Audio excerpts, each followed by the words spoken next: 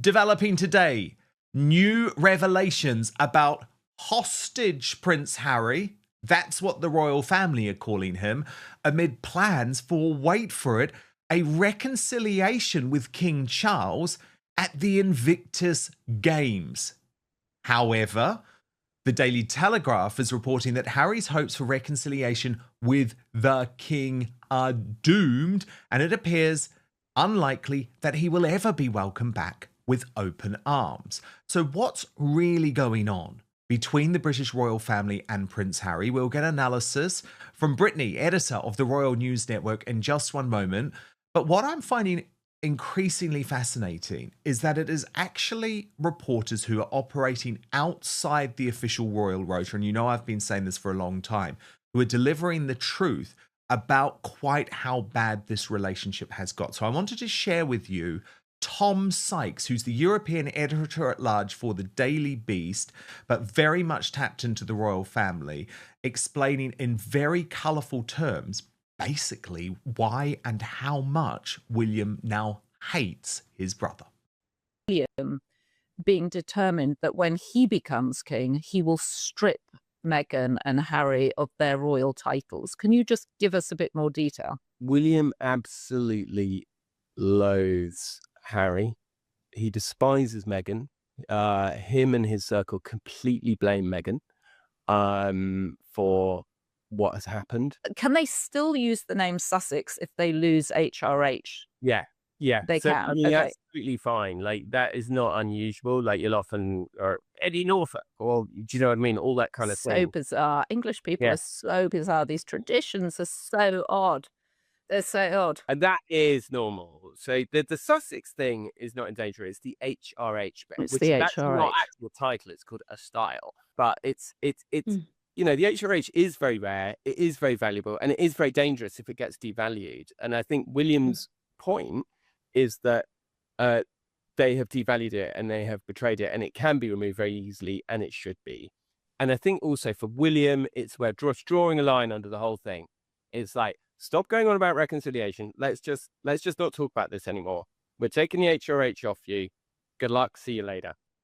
Now, I think Tom Sykes' reporting on this has been brilliant, Brittany, because he's not shying away in the manner that so many of the Royal Rota publications do.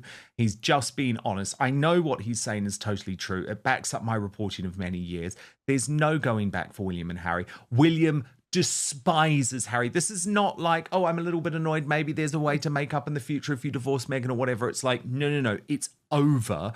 And there is increasingly, Brittany, this split developing between Charles and William, who were united for such a long time over how to deal with the Sussexes, because William says, enough, just cut it off, take the HRH titles away, let's go and get the Act of Parliament. Whereas Charles, and we'll come to this in just a moment with the Telegraph's reporting, is now even considering a reconciliation with Harry at the Invictus Games. So who's right on this in your view, William or Charles?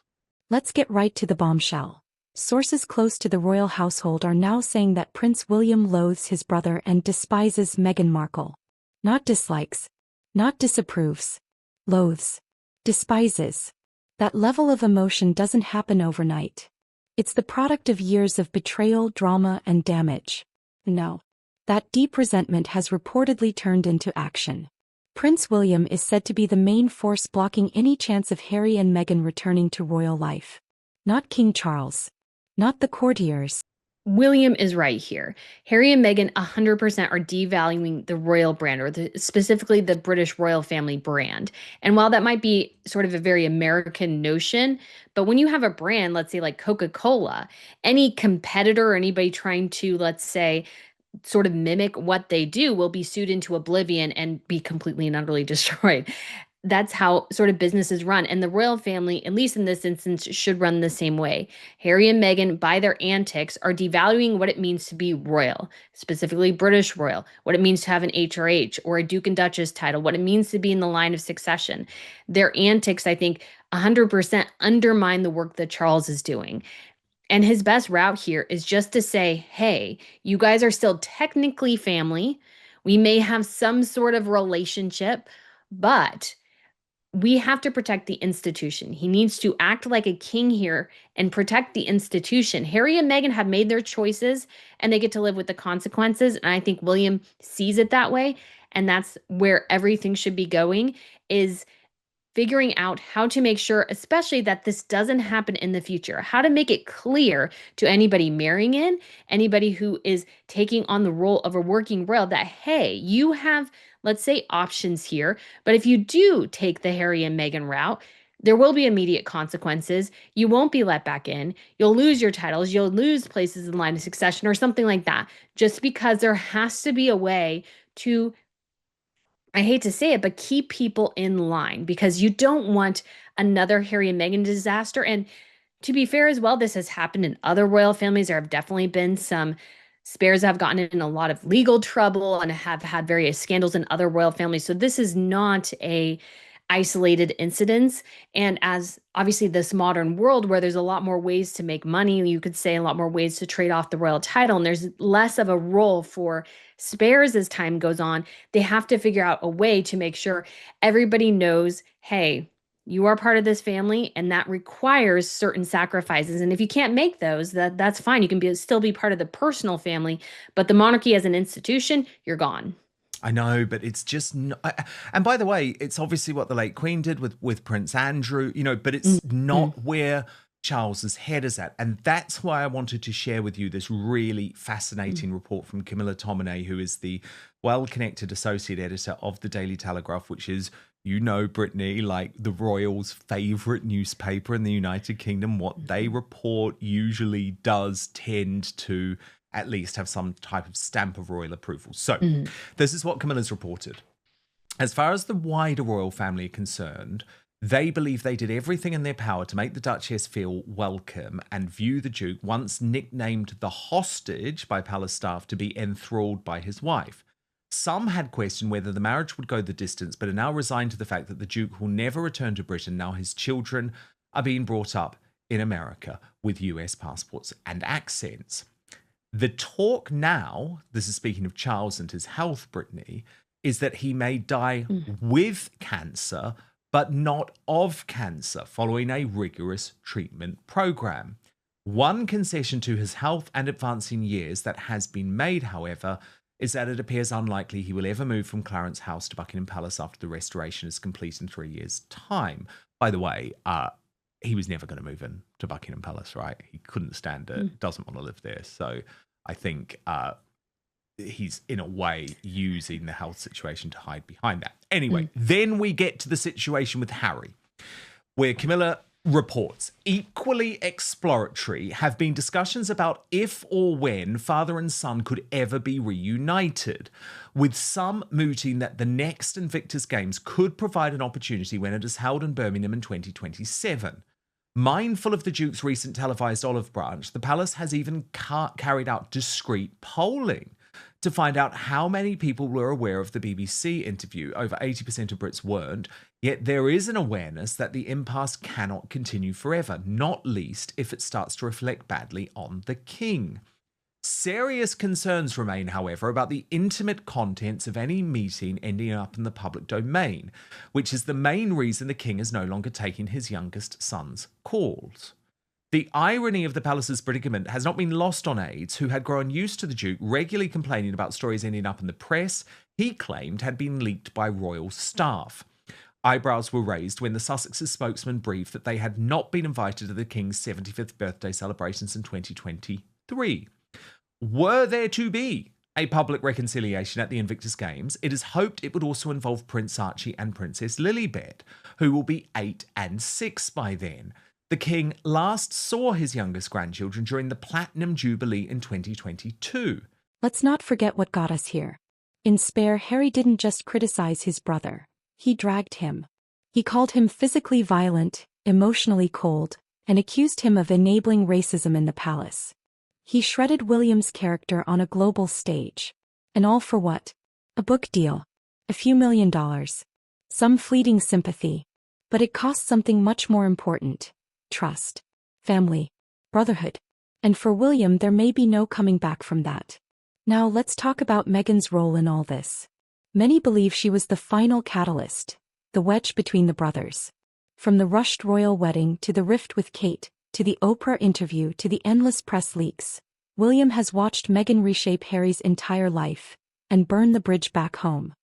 The Duchess's presence remains a known unknown, with some questioning whether she will ever return to the UK for fear of a hostile reception from the public. The couple were booed on arrival at St Paul's Cathedral in London for a ceremony marking the Jubilee 3 years ago, and a great deal more has been said and done since then.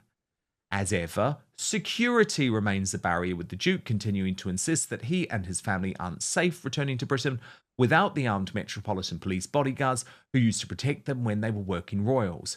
While exasperated by the Duke's insistence that his father could have stepped in and prevented the Royal and VIP Executive Committee from downgrading his son's security, aides are believed to be looking at ways the family could be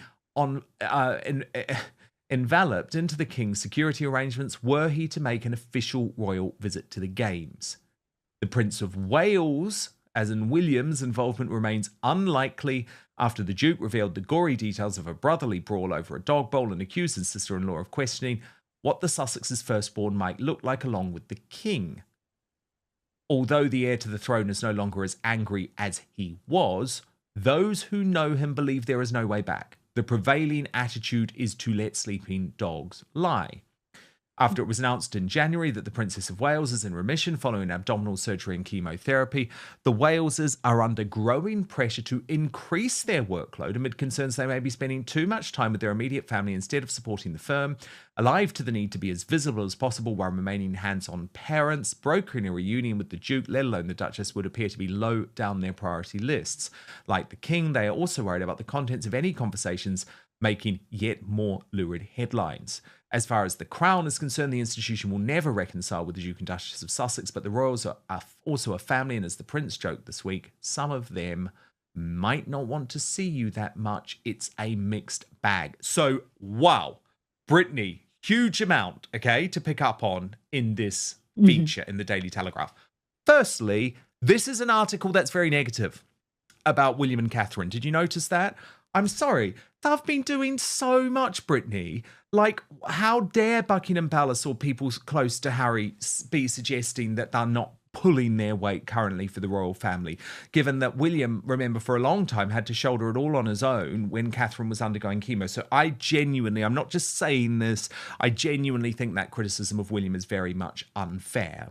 What I think is interesting about the Charles and Harry situation is I would implore Charles, stop listening to the people who are telling you to do this. Stop doing the private polling, worrying if this is going to impact your reputation.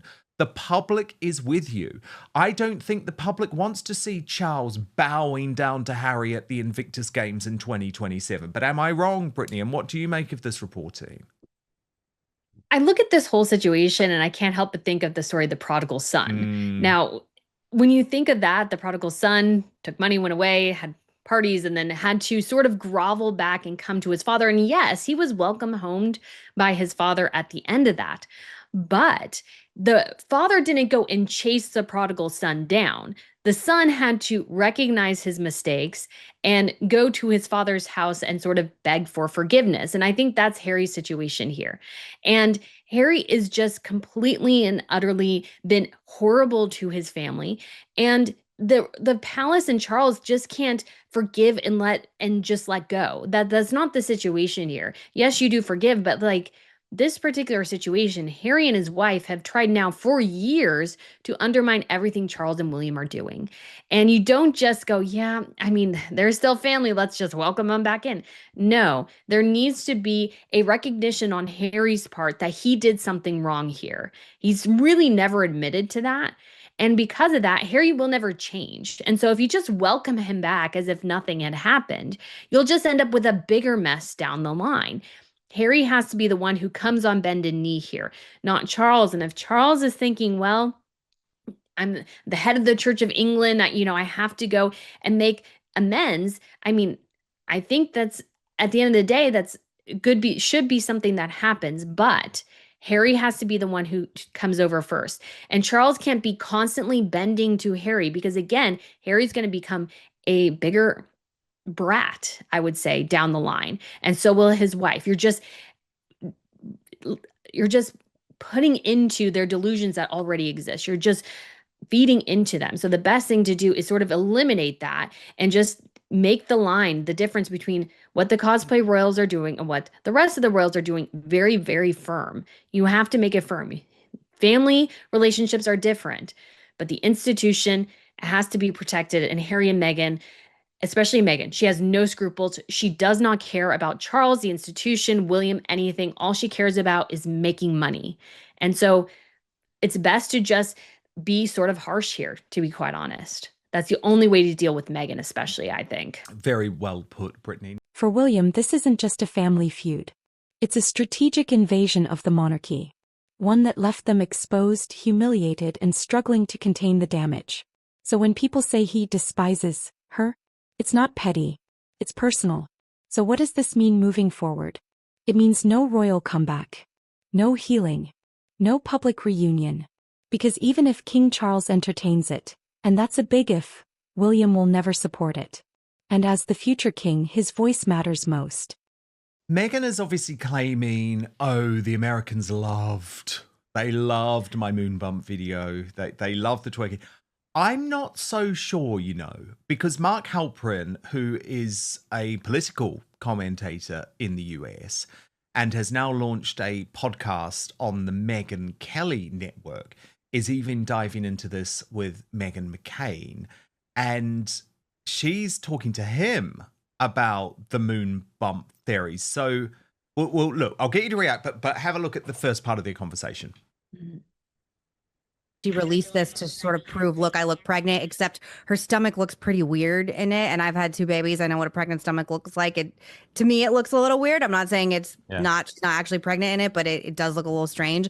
That TikTok song is actually a trend that started in 2022 and 2023. She gave birth in 2021. This isn't helping conspiracy theories. And it's a parody of a rap song. And it's supposed to be like a dance women do before they give birth to like induce labor, but most people who are doing it are like barely standing, and she's dropping it low and twerking. So Brittany, this was so interesting to me on a couple of levels, because firstly, okay, they're in the independent space now, but Mark Halperin was a huge name on MSNBC for years. Meghan McCain, a host of The View, who actually was a massive defender of Meghan Markle in her early years. I mean, Meghan McCain was quite well known for being one of the only people pro-Markle on the right of American politics. So not only are these two mainstream figures talking about this whole so-called conspiracy now, you've got that going on, but also I thought Meghan McCain actually made a really good point, which is that were Harry and Meghan really across a viral trend that hadn't actually even happened? That's definitely fascinating, because I was thinking it had started more in 2021. So if it was more 2022, 2023, then it really looks like Meghan is sort of attempting or to somehow catch on to a trend that was a couple of years ago. Either way, it's very, very bizarre. But Meghan and Harry, like, she wants as much attention as humanly possible. And in the States, we're discerning. And yeah, there might be some people who really enjoyed that, but a lot of people did not. Again, I go back to there's 300 plus million people in this country, and she only gained 700,000 followers. That's a really microscopic amount overall. And everything is still very, very slow moving. And I like how somebody put it, I can't remember if it's on X or YouTube, said, well, this is just not ladylike. And it's just not. And us Americans, we do have a level of class here. Not probably quite as classy as the Brits, but we do have a level of class here. And Meghan Markle is definitely portraying herself on the lower rung. And despite the fact that she married into the British monarchy and could have had this amazing life, that she chose this, just demonstrates that, yeah, she could have. She had this incredible moment to be a royal, and just at the same time has proved that, yeah, you can marry into the royal family, but that doesn't make you royal. And I think she's as classless as she came out as she went in. So it's just, Americans are not getting into this. So isn't that interesting too, Brittany? Because if she's doing this to be relatable, this is why, and I know you've spoken about this a lot, but this is why her whole strategy is whack and not going to work. Because either you are Gwyneth Paltrow and Martha Stewart, and you are a little bit unattainable because you're so perfect and people are sort of looking up to you, or you're someone who is relatable and is happy to have your clothing line at Target or whatever. And Meghan can't choose which path she wants to take. Every time Harry and Meghan surface, be it a podcast, documentary, or viral clip, they remind the firm of how far they've fallen. William doesn't want them back in the palace. He doesn't want them near the coronation. He doesn't even want them near his family. And who could blame him? Now here's where the public comes in. Some say William needs to forgive. That blood is thicker than scandal. That family should come first. But others say he's right to hold the line. Because how do you welcome someone back who sold your secrets to the press and smeared your wife on TV? William isn't being cold. He's being protective. No, she just keeps flip-flopping between ideas. And you can tell because of that, she's very, very hypersensitive to what social media is telling her. And so let's even say that TikTok trend started in 2021 and she was following it. She followed it because she was following social media and reacting to it.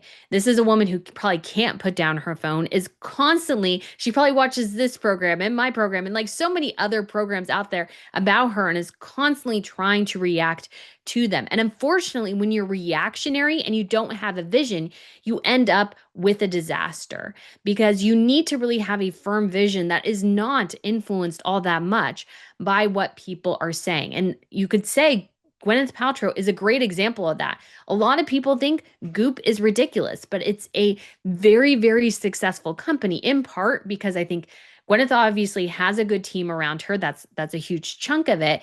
But I think she also has a vision and it's unattainable and she doesn't really care. And I think that's what Meghan, if she truly wanted to sell as ever, that's the path she should go down. But it's again, her straddling this line. And I think by trying to, in some ways, appeal to everyone, I'm going to be relatable here. I'm going to be looking like a duchess here. I'm going to be very, very wealthy here and like California-esque and all these different things, is that by trying to please everyone, she ends up pleasing no one because there is no vision. There is no purpose. There really is nothing to this brand at this point. We have a handful of products like this tea here. Like we have this and that's sort of it, and vague food puns, and that's all we have from As Ever. Meghan has no vision except for give me money, and I think that's part of the reason why As Ever will most likely fail. Yeah, indeed. And what I was also really interested in this interview, Brittany, is that Mark Halperin looks at everything from a real strategic perspective, from a political perspective, and they both discuss how from that political perspective, the PR advice that Harry and Meghan have spent millions and millions of dollars on by this point has just been a monumental disaster. So interesting, Brittany, right? It is. And you got to wonder, because I remember that story coming out that Harry was at this rodeo. We never got an answer to why he was there.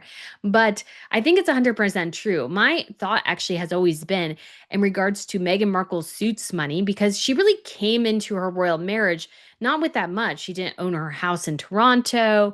And it just didn't seem like she had like a ton of cash because, of course, she got very, very spend happy as soon as she kind of nabbed Harry and was engaged to him. And my thought has always been is that all her money from Suits went to PR. She wasted millions of dollars utilizing PR to try to get her ahead rather than her doing the hard work. And we see this pattern repeated here as well, is that they're throwing buckets of money, I'm sure, at PR. I mean, they have multiple PR people with different agencies. They've cycled through a bunch of agencies and all this sort of thing.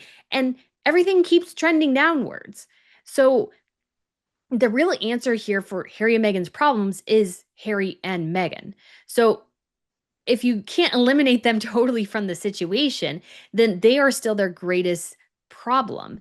And we see this just that despite all these I'm sure, very good professionals, Harry and Meghan refuse to listen to any of them. We heard this in the Hollywood Reporter piece.